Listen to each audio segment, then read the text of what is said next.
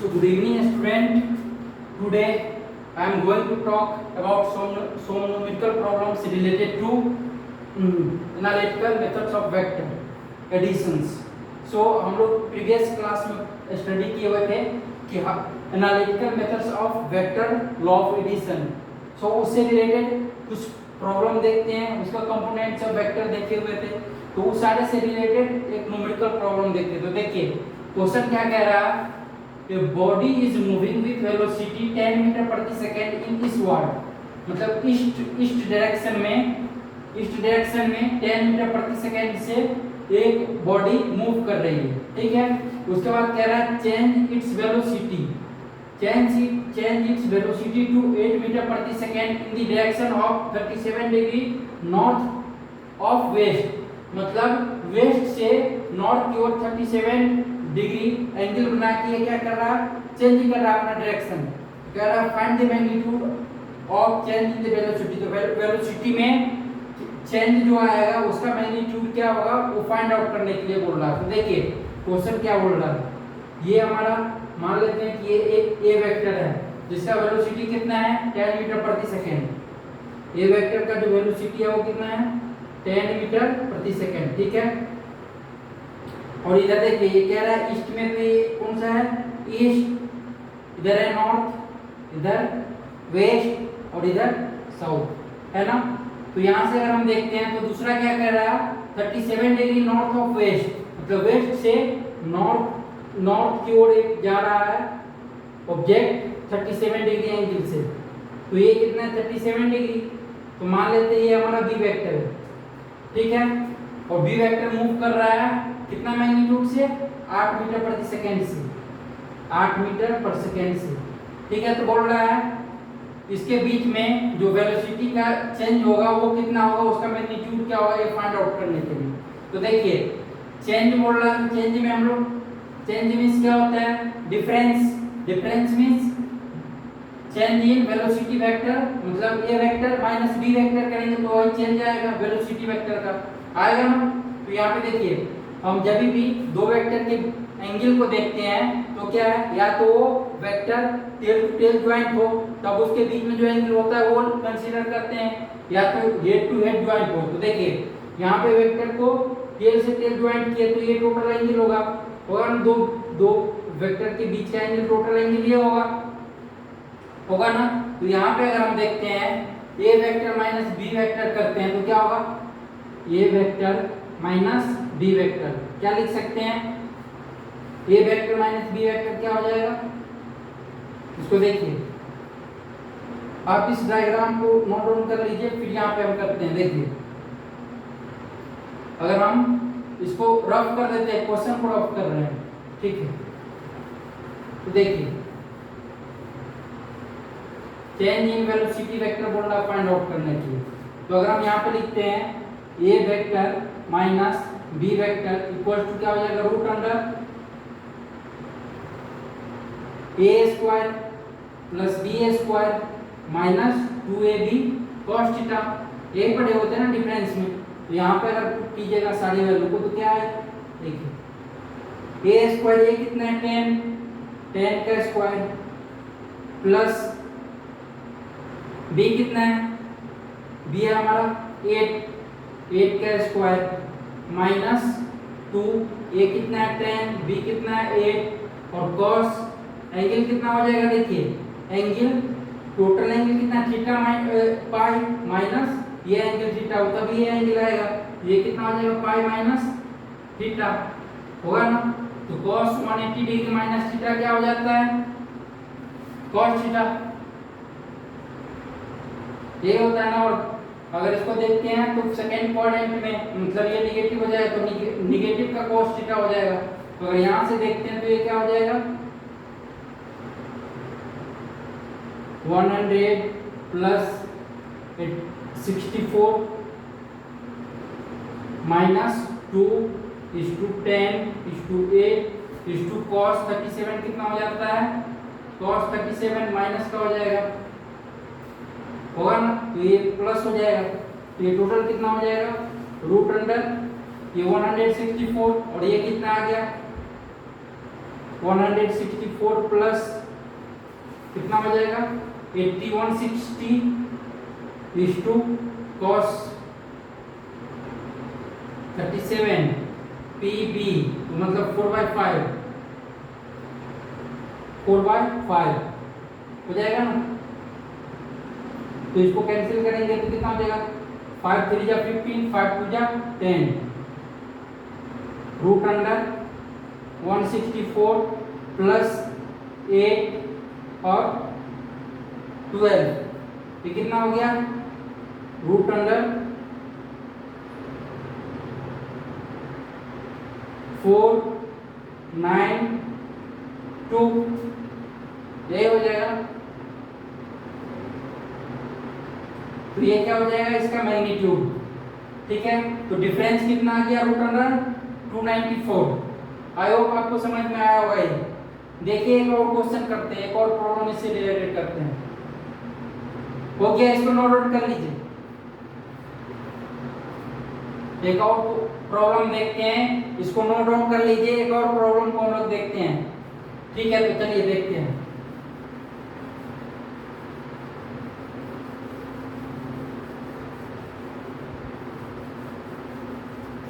देखिए प्रॉब्लम कुछ इस तरीके से है।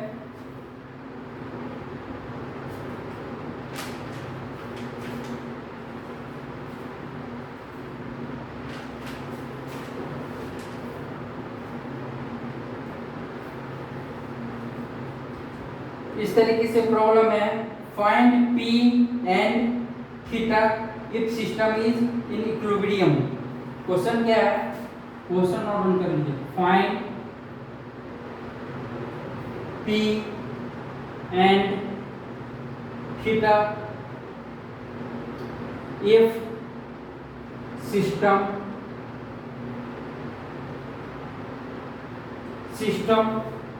In equilibrium.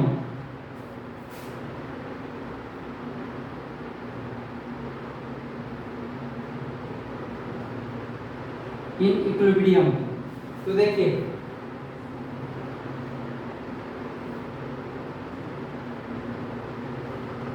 ये है हमारा जैसे कि ए वेक्टर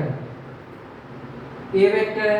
ठीक है ए वेक्टर इक्वल टू 20 न्यूटन। इधर क्या है बी वेक्टर कितना है 30 न्यूटन। और इधर ये है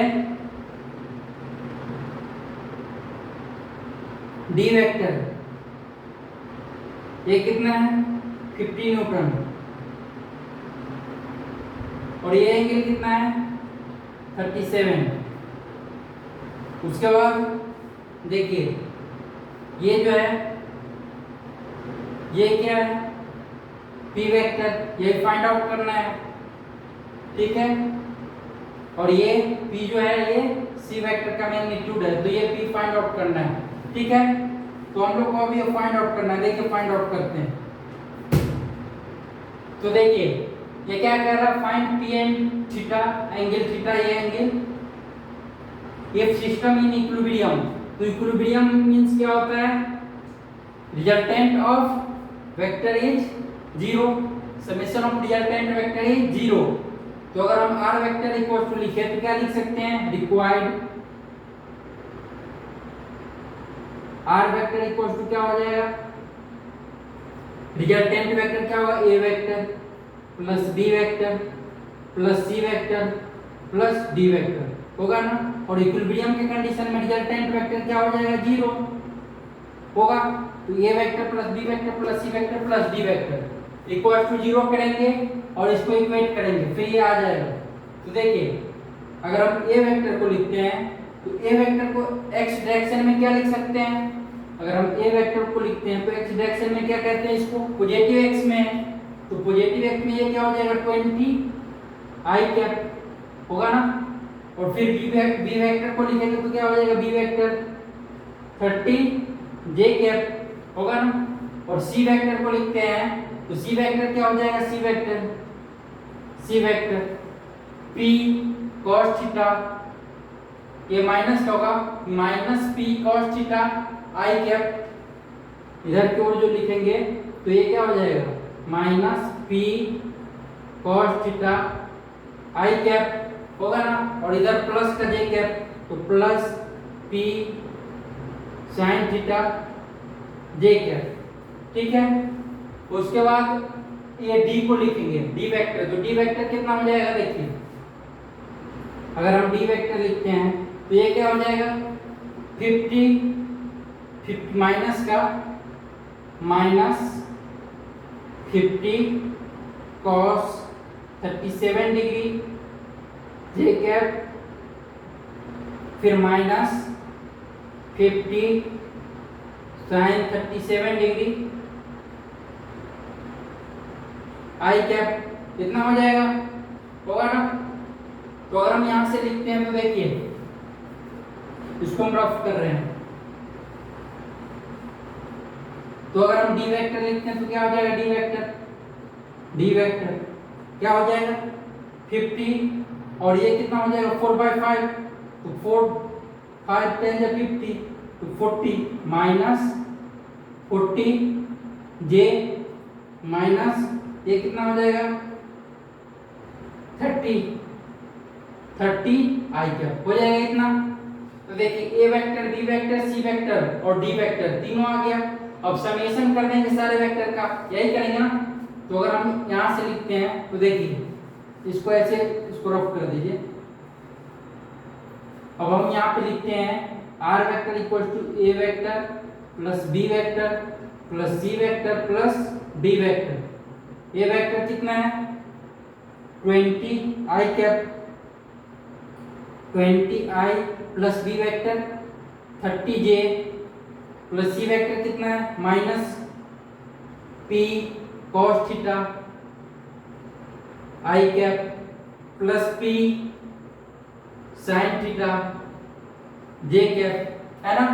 और फिर डी वेक्टर कितना है माइनस 50, डी वेक्टर कितना है ये देखिए माइनस 40 जे कैप माइनस 30 आई कैप, है ना। अब सारे को आई जे के टर्म में लिख, मतलब कॉमन करके एक साथ कर लीजिए। तो इसको एक साथ करेंगे तो क्या हो जाएगा आर वेक्टर जो होगा वो क्या हो जाएगा ये 20 आई है ना, और इधर minus P cos theta I cap, और एक आई में ये देखिए 30 है, तो 20 ये प्लस का और ये माइनस 30 है, तो ये क्या हो जाएगा माइनस 10 का आई कैप। तो इसको ऐसे लिख सकते हैं minus 10 minus P cos theta is to I cap लिख सकते हैं ना। और फिर देखिए ये जे कितना है प्लस माइनस 40 और ये कितना है 30, तो फिर minus 10 plus P sine theta is to J cap, है ना। तो यहाँ पे अगर हम इसको माइनस लिखते हैं तो माइनस माइनस प्लस हो जाएगा, होगा ना। इसको ऐसे लिख सकते हैं ये माइनस आ जाएगा माइनस 10 और ये प्लस आ जाएगा आएगा ना, तो इसको इतना लिख सकते हैं। अब देखिए रिजल्टेंट इक्वल टू 0 करना था, तो इसको इक्वल टू 0 कर दीजिए। तो minus 10 minus P cos theta equal to 0, तो P cos theta equal to minus 10, और फिर दूसरा क्या हो जाएगा पी साइन थीटा, है ना। पी साइन थीटा ये कितना माइनस 10 और प्लस है, तो P sine theta equal to क्या आ जाएगा 10 आएगा। तो अगर हम डिवाइड कर देते हैं तो क्या आ जाएगा tan theta equal to -1, theta equal to कितना आ जाएगा -1 में, थीटा इक्वल टू tan कितना -1 होता है देखिए। तो अगर हम tan 45 को लिखते हैं तो ये कितना होता है tan 45 1, तो tan 135 कितना हो जाएगा tan 135,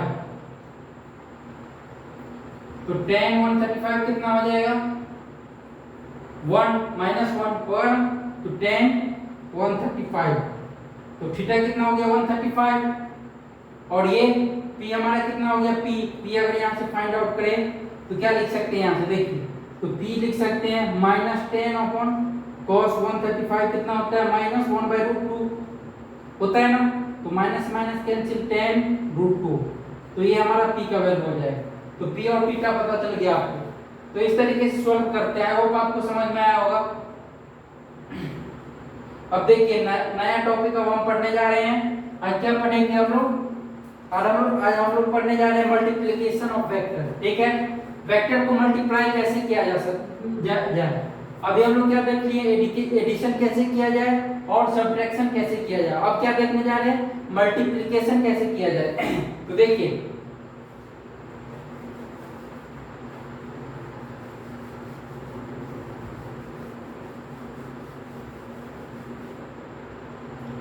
मल्टीप्लिकेशन ऑफ वेक्टर,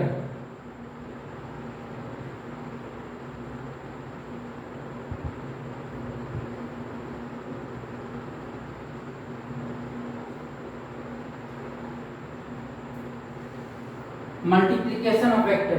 तो देखिए दो वेक्टर को हम मल्टीप्लाई करेंगे तो वेक्टर भी हो सकता है और स्केलर भी हो सकता है, ऐसा हमको आपको पीछे भी बताए हुए थे।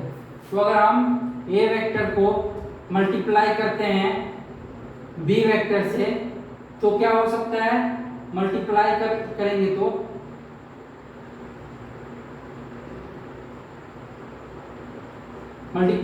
तो क्या हो सकता है, या तो ये वेक्टर हो सकता है, इसका जो रिजल्ट आएगा वो वेक्टर हो सकता है और या स्केलर हो सकता है।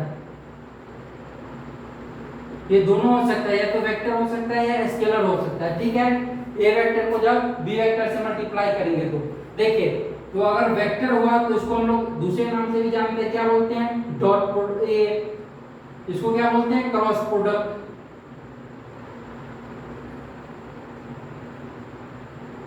और स्केलर आता है तो इसका दूसरा नाम क्या है, डॉट प्रोडक्ट के नाम से भी जानते हैं, डॉट प्रोडक्ट।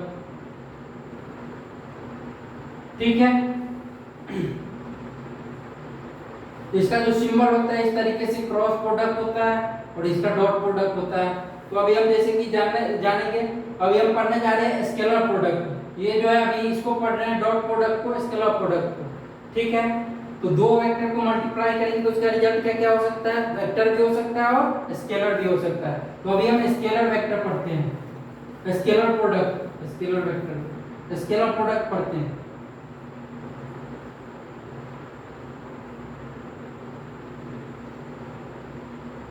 स्केलर प्रोडक्ट देखिए, स्केलर प्रोडक्ट क्या होता है, देखिए जैसे कि ये है हमारा ए वेक्टर, ये है, ठीक है, ए वेक्टर, और ये हमारा, जैसे कि पहले ऐसे कोऑर्डिनेट सिस्टम ले लीजिए, इजी रहेगा अंडरस्टैंडिंग के लिए, एक्स एक्सिस और ये वाई एक्सिस। ठीक है, हमारा ये ए वेक्टर है और इधर कोई बी वेक्टर है। ठीक है, ये हमारा बी वेक्टर और ये एंगल थीटा है। तो अगर हम लिखते हैं यहाँ से, इसको कंपोनेंट करते हैं, तो इधर की ओर अगर कंपोनेंट करते बी वेक्टर को, तो ये क्या होगा, बी cos थीटा हो जाएगा ना। तो ये डॉट बी अब कर सकते हैं क्योंकि एक सेम दोनों का डायरेक्शन सेम है। तो यहाँ पे अगर हम ए डॉट बी करते हैं तो ये क्या हो जाएगा, ए बी cos थीटा हो जाएगा ना।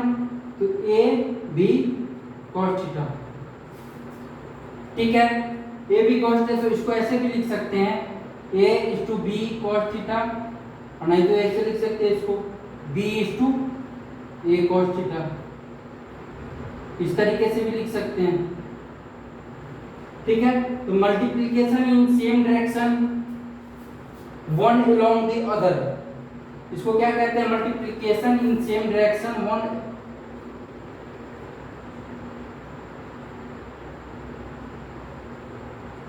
multiplication in same direction one along the other,